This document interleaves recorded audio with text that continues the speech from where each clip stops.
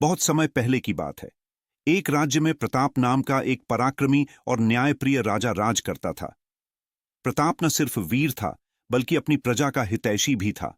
उसका एक ही सपना था कि उसका राज्य सुख समृद्धि और शांति से भरा रहे। लेकिन राजा प्रताप को हर समय एक रहस्यमयी आवाज परेशान करती रहती थी, जो महल के अंधेरे कोनों से आती थी। हर रात वह आवाज उसे पुकारती, प्रताप, तेरा राज वैभव नष्ट हो जाएगा। पहले तो राजा ने इसे नजरअंदाज किया, लेकिन जैसे जैसे समय बीतता गया, आवाज का प्रभाव बढ़ता गया। राजा ने दरबार में अपने मंत्रियों और गुप्तचरों से सलाह ली, परंतु किसी को भी उस आवाज का रहस्य समझ नहीं आया। राजा ने एक दिन निर्णय लिया कि वह स्वयं इस आवाज के रहस्य को सुलझाएगा। उसने महल के अंधेरे कोनों और तहखानों की जांच शुरू की। जब वह पुराने खंडहरों के पास पहुंचा तो उसने देखा कि वहां एक बंद दरवाजा है, जिस पर पुराने शिलालेख उकेरे गए थे।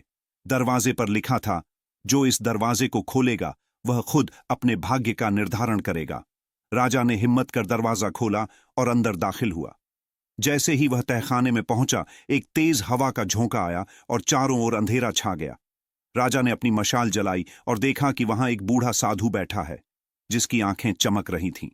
साधु ने गूढ़ स्वर में कहा, हे प्रताप, इस राज्य का भविष्य एक राज में छिपा है, और यह राज उसी के सामने प्रकट होता है जो अपने डर का सामना करने की हिम्मत रखता है।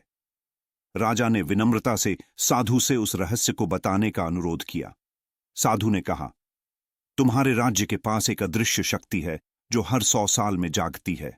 जो इसे नियंत्रित कर सके वह राज्य का सच्चा राजा कहलाएगा।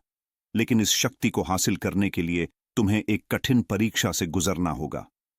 प्रताप ने चुनौती स्वीकार कर ली और साधु की बताई हुई राह पर आगे बढ़ गया।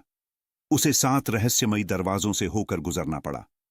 हर दरवाजे के पीछे एक नई चुनौती उसका इंतजार कर रही थी। कहीं उसे अपनी बुद्धिमत्ता से जाल तोड़ना पड़ा, तो कहीं अपने साहस से शत्रुओं का सामना करना पड़ा।